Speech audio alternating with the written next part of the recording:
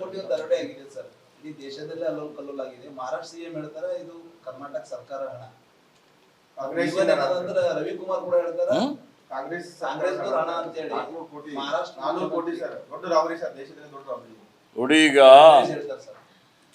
ನನಗೆ ತಿಳಿದ ಮಟ್ಟಿಗೆ ಇಂಥ ಪ್ರಕರಣಗಳು ರಾಜಕೀಯಕ್ಕಾಗಿ ದುರ್ಬಳಕೆ ಮಾಡಿಕೊಳ್ಳಬಾರದು. ಒಂದನೇ ಪ್ರಶ್ನೆ ಏನು ಉದ್ಭವ ಆಗ್ತದೆ ಇಲ್ಲಿ, ಈ ದರೋಡೆ ಆಗಿದ್ದಂಥದ್ದು ಹಿಂದೆ ಆಗಿದೆ ಅಂತ.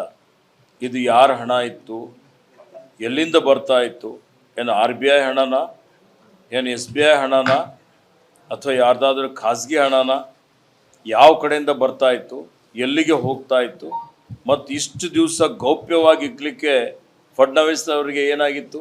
ಇವತ್ತು ಪತ್ರ ಬರಿತಾ ಇದ್ದಾರೆ. ಯಾಕೆಂದರೆ ಖಾಸಗಿಯಾಗಿ ಯಾವನೋ ಒಬ್ಬ ಹೋಗಿ ದೂರು ಕೊಟ್ಟಿದ್ದಾನೆ ಅಂತೇಳಿ ಹೇಳಿ ಕರ್ನಾಟಕ ಸರ್ಕಾರಕ್ಕೆ ಅವರು ಪತ್ರವನ್ನು ಬರೆದಿದ್ದಾರೆ. ಮೂಲಭೂತ ಪ್ರಶ್ನೆ ಏನು ಉದ್ಭವ ಆಗ್ತದೆ ಅಂದರೆ, ಮೊದಲು ಹಣದ ಮೂಲ ಏನು, ಯಾವ ದಿನಾಂಕದಿಂದ ಈ ಹಣ ಅಲ್ಲಿಂದ, ಇವತ್ತು ಗೋವಾ ಇರ್ಬೋದು, ಬೇರೆ ಕಡೆಯಿಂದ ಇರ್ಬೋದು, ಹಣ ಅಲ್ಲಿಂದ ಸಾಗಣೆ ಆಯಿತು. ಇವತ್ತು ಸಣ್ಣ ಹಣ 1 ಕೋಟಿ 10 ಕೋಟಿ ಸಾಗಣೆ ಮಾಡಬೇಕು ಅಂದರೆ ಪೊಲೀಸ್ ಎಸ್ಕಾಟ್ ಇರುತ್ತೆ, ಪೊಲೀಸ್ ವ್ಯವಸ್ಥೆ ಇರುತ್ತೆ, ಸೆಕ್ಯೂರಿಟಿ ಇರುತ್ತೆ. ಪೊಲೀಸ್ ಸೆಕ್ಯೂರಿಟಿ ವ್ಯವಸ್ಥೆ ಯಾಕೆ ಮಾಡಿಲ್ಲ ಸಂಬಂಧಪಟ್ಟಂಥವ್ರು? ಆಯ್ತು, ಕರ್ನಾಟಕ ರಾಜ್ಯದಿಂದ ಹಣದ ಕಂಟೈನರ್ ಹೋಗ್ತಾ ಇದೆ ಅಂತ ಹೇಳಿದರೆ ಇದು ಕರ್ನಾಟಕ ರಾಜ್ಯಕ್ಕೆ ಅವ್ರು ಮಾಹಿತಿ ಕೊಟ್ಟಿದ್ರಾ? ಅಥವಾ ಹಣ ಕಳುವಾಯಿತು, ಕಂಟೈನರ್ ಹೈಜಾಕ್ ಆಯಿತು ಅಂತ ಹೇಳಿದರೆ ಹೈಜಾಕ್ ಆದ ತಕ್ಷಣ FIR ದರ್ಜ್ ಆಗಿದೆಯಾ? ಇವತ್ತು ಯಾವುದೇ ಕಗ್ನೈಸಬಲ್ ಅಫೆನ್ಸ್ ಆಯಿತು ಅಂದರೆ ತತ್ಕ್ಷಣವೇ ಪ್ರಥಮ ವರದಿ ಮಾಡಬೇಕು, FIR ಮಾಡಬೇಕು. ಇಷ್ಟು ದೊಡ್ಡ ಪ್ರಮಾಣದ ಒಂದು ವೇಳೆ ಹಣ ಇವತ್ತು ಹೈಜಾಕ್ ಆಗಿದೆ, ಚೋರಿ ಆಗಿದೆ, ಡಕಾಯಿತಿ ಆಗಿದೆ ಅಂದರೆ FIR ಎಲ್ಲಾಯಿತು, ಯಾವ ಸಮಯದಲ್ಲಿ ಆಗಿದೆ? ಇವತ್ತು ಯಾಕೆ ಕರ್ನಾಟಕ ರಾಜ್ಯಕ್ಕೆ ಇಲ್ಲಿವರೆಗೆ ಮಾಹಿತಿ ಕೊಟ್ಟಿಲ್ಲ? ಇದೆಲ್ಲ ಏನು ಗೌಪ್ಯತೆ? ಫಡ್ನವೀಸ್ ಅವರು ಇದಕ್ಕೆ ಉತ್ತರ ಕೊಡಬೇಕು. ಇವತ್ತು ಆ BJP ಸರ್ಕಾರ ಏನಿದೆ, ಸಮ್ಮಿಶ್ರ ಸರ್ಕಾರ, ಮಹಾರಾಷ್ಟ್ರದು, ಗೋವಾದು ಏನಿದೆ, ಅವರು ಈ ದೇಶದ ಜನರಿಗೆ ಉತ್ತರ ಕೊಡಬೇಕಾಗ್ತದೆ. ಅವರು ಹೇಳಿ ಕರ್ನಾಟಕದ ಮೇಲೆ ಬೆರಳು ತೋರಿಸ್ಕೊಂತ ಮೊದಲು ಅವರು ಆತ್ಮಾವಲೋಕನ ಮಾಡಿಕೊಂಡು ಇವತ್ತು ಈ ಎಲ್ಲ ವಿಷಯಗಳ ಬಗ್ಗೆ ಬಹಿರಂಗವಾಗಿ ಚರ್ಚೆ ಮಾಡಲಿ. ಸುಪ್ರೀಂ ಕೋರ್ಟ್ ನ್ಯಾಯಾಧೀಶರ ಅಡಿಯಲ್ಲಿ ಒಂದು SIT ರಚನೆ ಮಾಡಲಿ, ಸ್ಪೆಷಲ್ ಇನ್ವೆಸ್ಟಿಗೇಟಿವ್ ಟೀಮ್, ಒಂದು ತನಿಖಾ ತಂಡ ರಚನೆ ಮಾಡಿ ಬಹಿರಂಗವಾಗಿ ಆ ನ್ಯಾಯಾಲಯದ ಏನು ನ್ಯಾಯಾಧೀಶರ ವ್ಯಾಪ್ತಿಯಲ್ಲಿ ಇದು ತನಿಖೆ ಆಗಲಿ.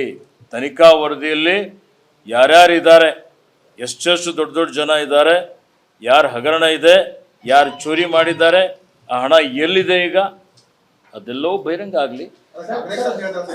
ಯಾವ ಕಾಂಗ್ರೆಸ್ಗೆ ಅದಕ್ಕೆ ಏನು ಸಂಬಂಧ ಇದೆ?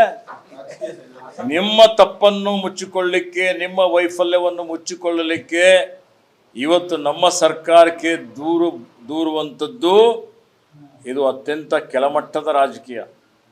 ಇದರಲ್ಲಿ ದೇಶದ ಸಂಪತ್ತು ರಾಜಕೀಯನೇ ತರಬಾರ್ದು. ಇದು ಅರ್ಥ ಆಯ್ತಾ? ಪಾರದರ್ಶಕವಾಗಿ ತನಿಖೆ ಆಗಬೇಕು.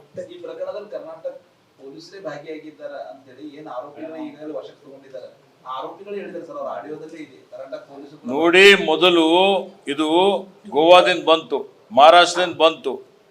ಇವತ್ತು ಅಂದರೆ ಗೋವಾದವರು ಭಾಗಿಯಾಗಿದ್ದಾರೆ, ಮಹಾರಾಷ್ಟ್ರದವರು ಭಾಗಿಯಾಗಿದ್ದಾರೆ. ಯಾಕೆ ಮುಚ್ಚಿಕ್ಕಿದ್ರು? ಎಷ್ಟು ದಿವಸ ಏನಾಗಿತ್ತು ಅವರಿಗೆ? ತನಿಖೆಗೆ ಹೆಂಗೆ ಆದೇಶ ಮಾಡ್ತಾ ಇದ್ದಾರೆ? ಯಾರೇ ಭಾಗಿಯಾಗಿರಲಿ ನೋಡಿ, ಇವತ್ತು ನಾನು ಜಿಲ್ಲಾ ಉಸ್ತುವಾರಿ ಸಚಿವನಾಗಿದ್ದೇನೆ. ಇವತ್ತು ಯಾರ್ಯಾರು ಅಕ್ರಮಗಳು ಸುತ್ತಮುತ್ತ ಇದ್ದವರು ಮಾಡ್ತಾರೆ, ತನಿಖೆ ಆಗಬೇಕು, ಅವ್ರ ಮೇಲೆ ಕ್ರಮ ಆಗಬೇಕು. ಇವತ್ತು ಅವರಿದ್ದಾರೆ, ಇವರಿದ್ದಾರೆ, ಫೋಟೋ ತಗೊಳ್ತಾರೆ ಸುಮಾರು ಜನ ದಿನನಿತ್ಯ ಬೆಳಗ್ಗೆ ಇದ್ದು. ಇವತ್ತು ಸೆಲ್ಫಿ ಕಾಲ ಇದೆ. ನಾವೆಲ್ಲ ಒಂದೇ ಕಡೆ ಕೂತಿದ್ದೇವೆ. ಹೊರಗಡೆ ಹೋಗಿ ಅವನಾದ್ರೂ ಅಪರಾಧ ಮಾಡಿದ್ರೆ ಇದಕ್ಕೆ ಈಶ್ವರ್ ಕಂಡ್ರೆ ಹೊಣೆಗಾರ, ಏನು ಅರ್ಥ ಇದೆ? ಅದಕ್ಕೆ ಇವ್ರಿಗೇನೋ ಮಾನ ಮರ್ಯಾದೆ ಇದೆಯಾ BJP ಅವರಿಗೆ? ಸುಮ್ಮನೆ ಏನಾದರೂ ಹೇಳ್ಕೊತ ಕೂತ್ರೆ ಏನು ಅರ್ಥ ಇದೆ? ಇದನ್ನು ಅವ್ರು ತನಿಖೆ ಮಾಡಲಿ, ಆ್ಯಕ್ಷನ್ ತಗೊಳ್ಳಿ. ಏನು ಅಕ್ರಮ ಗಣಿಗಾರಿಕೆ ಬೀದರ್ ಜಿಲ್ಲೆಯಲ್ಲಿ ನಡೀತಾ ಇರ್ತಕ್ಕಂಥದ್ದು ಸರ್ಕಾರ ಅತ್ಯಂತ ಗಂಭೀರತೆಯಿಂದ ಇದನ್ನು ಪರಿಗಣನೆ ಮಾಡಿದೆ. ಈಗಲೇ ಒಂದು ಪತ್ರ ನಾನು ಜಿಲ್ಲಾಧಿಕಾರಿ ಅವರಿಗೆ ಕೊಟ್ಟಿದ್ದೇನೆ, ಇನ್ನೊಂದು ಸಲ ಸೂಚನೆ ಕೊಡ್ತೇನೆ. ಇದರ ಹಂತಕ್ಕೆ ಹೋಗಿ ಅಕ್ರಮ ಗಣಿಗಾರಿಕೆ ತಡಿತೀವಿ, ಯಾರು ಮಾಡ್ತಾ ಇದ್ದಾರೆ ಅವ್ರ ಮೇಲೆ ಕ್ರಮ ತಗೊಳ್ತೀವಿ. ಕೆಲ ಹಂತದ ಅಧಿಕಾರಿ ನಿಷ್ಕಾಳಜಿ ಮಾಡಿದರೆ ಅಥವಾ ಯಾರಾದರೂ ಇದರಲ್ಲಿ ಭಾಗಿಯಾಗಿದ್ದರೆ ಅವ್ರ ಮೇಲೂ ಕ್ರಿಮಿನಲ್ ಮೊಕದ್ದಮೆ ಹಾಕಿ ಅಂತ ಹೇಳಿ ಸೂಚನೆ ಕೊಡ್ತೇನೆ. ಧನ್ಯವಾದ. ನೋಡಿ, ಮರಳು ಅಕ್ರಮ ನಡೀತಾ ಇದೆ ಅಂತ ನನ್ನ ಗಮನಕ್ಕೆ ಬಂದ ತಕ್ಷಣ ನಾನು ತಹಶೀಲ್ದಾರ್ಗೆ, DSPಗೆ ಅಲ್ಲಿ ಕಳಿಸಿದ್ದೆ. ಮಹಾರಾಷ್ಟ್ರದ ಗಡಿ ಭಾಗದಲ್ಲಿ ನನ್ನ ತಾಲೂಕಾ ಬರುತ್ತೆ, ಮಾಂಜ್ರಾ ನದಿಗೆ ಹೊಂದಿಕೊಂಡು. ಮಹಾರಾಷ್ಟ್ರದಿಂದ ಅವರು ಬೋಟ್ ಮಾಡಿದ್ದಾರೆ. ಬೋಟ್ ಮಾಡಿ ಬಂದು ರಾತ್ರೋರಾತ್ರಿ ಅವರು ಮರಳು ತಗೊಂಡು ಹೋಗುವಂಥದ್ದು. ಈಗ ಸುಮಾರು 7-8 ಬೋಟ್ಗಳು ನಮ್ಮ ಅಧಿಕಾರಿಗಳು ಸುಟ್ಟು ಹಾಕಿದ್ದಾರೆ. ಕೇಳಿ, ನಿಟ್ಟೂರಲ್ಲಿ ನಾನು ಕೇಳಿದ್ದೇನೆ ನೋಡಿ, ಮಣ್ಣು ಹೊಡೆಯುವಂಥದ್ದು ಮಾಡ್ತಾ ಇದ್ರು, ಅದನ್ನು ಸ್ಟಾಪ್ ಮಾಡಿದ್ದೀವಿ ಅನ್ನುವಂಥ ಮಾತನ್ನು ಹೇಳ್ತಾರೆ. ಅದ್ರಲ್ಲಿ ರೈತರು ಮಾಡಿದ್ದಾರೆ ಅನ್ನುವಂಥ ಕೇಳಿ ಹೇಳಿದ್ದೀವಿ, ವರದಿ ಕೊಟ್ಟಿದ್ದಾರೆ. ಅದಕ್ಕೆ ಹೊರತುಪಡಿಸಿ ನಿಮ್ಮಲ್ಲಿ ದಾಖಲೆಗಳಿದ್ರೆ ಕೊಡಿ, ತನಿಖೆ. ಯಾರೇ ಇದ್ರು ಅಕ್ರಮ ಮಾಡಿದ್ರೆ ಅವ್ರ ಮೇಲೆ ತನಿಖೆ ಮಾಡ್ತೇವೆ, ಕ್ರಮ ಕಾನೂನಿಗಿಂತ ಕಾನೂನು ಎಲ್ಲರಿಗೂ ಒಂದೇ ಇದೆ. ಕಾನೂನಿಗೆ ಮೀರಿದವರು ಯಾರು ಇಲ್ಲ. ಚಿರತೆ ಬಂದಿದೆ, ಚಿರತೆಗಾಗಿ ಈಗ ಅರಣ್ಯ ಇಲಾಖೆಯಲ್ಲಿ ಅರಣ್ಯ ಪ್ರದೇಶ ಇದೆ, ಚಿರತೆ ಓಡಾಡ್ತಾ ಬರ್ತದೆ. ಎಲ್ಲಿಂದ ಬಂತು ಅಂದ್ರೆ ಈಗ ಟ್ರಾಪ್ ಕ್ಯಾಮರಾ ಹಾಕಿ ನೋಡ್ಬೇಕಾಗುತ್ತೆ.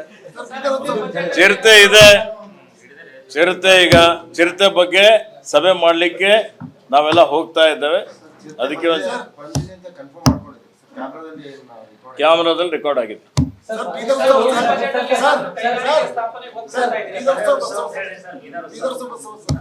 ನೋಡಿ, ಯಾವುದೇ ಒಂದು ಬೀದರ್ ಉತ್ಸವ ಮಾಡಬೇಕು ಅಂತ ಹೇಳಿದ್ರೆ ಒಂದು ಸಭೆ ಮಾಡಬೇಕಾಗ್ತದೆ, ಪೂರ್ವ ಸಿದ್ಧತೆ ನಾವು ಮಾಡಿಕೊಳ್ಬೇಕಾಗ್ತದೆ. ನಮ್ಮಲ್ಲಿ ಯಾವ ರೀತಿಯಲ್ಲಿ ಮಾಡಬೇಕು ಅನ್ನುವಂಥ ರೂಪುರೇಷೆ ನಾವು ತಯಾರು ಮಾಡಬೇಕಾಗ್ತದೆ. ಲಕ್ಷಾಂತರ ಜನ, ಸಾವಿರಾರು ಜನ ಬರ್ತಾರೆ. ಕಾನೂನು ಸುವ್ಯವಸ್ಥೆ ಇರುವಂಥದ್ದು, ಶಿಸ್ತಿರುವಂಥದ್ದು ಅವೆಲ್ಲವೂ ನಾವು ನೋಡಿಕೊಳ್ಬೇಕಾಗ್ತದೆ. ಹಿಂದೆ ಮಾಡಿದಂಥ ಸಂದರ್ಭದಲ್ಲಿ ಕೆಲವೊಂದು ಘಟನೆಗಳಾಗಿದ್ದಾವೆ ಅನ್ನುವಂಥದ್ದು ನನ್ನ ಗಮನದಲ್ಲಿ ಏನಾಗಿದೆ ಗೊತ್ತಿಲ್ಲ. ಅದಕ್ಕೆ ಇವತ್ತು ಪ್ರತಿಯೊಂದಕ್ಕೆ ಅವರೇ ಸುಳ್ಳು ಎಲ್ಲ ಇದು ಮಾಡಿ ರಶೀದ್ ಇಲ್ದಂಗೆ ಕೋಟ್ಯಾವಧಿ ರೂಪಾಯಿ ಮಾಡ್ಯಾರ. ನಾವು ಓಪನ್ಲಿ ಎಲ್ಲ ಕಡೆ ಕೊಟ್ಟಿನಿ. ಮತ್ತೆ ಕಾರ್ಯಕ್ರಮ ಮಾಡೋ ದೊಡ್ಡ ಮಾತಿಲ್ಲ, ಮಾಡಿದ ನಂತರ ಎಲ್ಲರ ಒಮ್ಮತ ಇರಬೇಕು. ಯಾವುದೇ ರೀತಿಯ ಇವತ್ತು ಅವಘಡಗಳಾಗಬಾರ್ದು. ಮತ್ತೆ ಪಾರದರ್ಶಕವಾಗಿ ಏನು ಖರ್ಚು ವೆಚ್ಚಗಳಾಗ್ತವೆ, ಯಾವುದು ಅಪಸ್ವರ ಬರಬಾರ್ದು. ಅಂಥವ್ರ ಮೇಲೆ ಜವಾಬ್ದಾರಿ ಕೊಟ್ಟು ಮಾಡಿಸ್ಬೇಕಾಗ್ತದೆ. ಅದ್ರ ಬಗ್ಗೆ ನಾನು ಒಂದು ಸಭೆ ಮಾಡ್ತೇನೆ. ಸಭೆಯಲ್ಲಿ ತೀರ್ಮಾನ ನೋಡಿ, ನಾನು ಒಬ್ಬನೇ ತೀರ್ಮಾನ ಮಾಡ್ಲಿಕ್ಕಾಗಲ್ಲ. ಜಿಲ್ಲಾಡಳಿತ ಇದೆ, ಸಂಘ ಸಂಸ್ಥೆಗಳಿದೆ, ಜನಪ್ರತಿನಿಧಿಗಳಿದ್ದಾರೆ.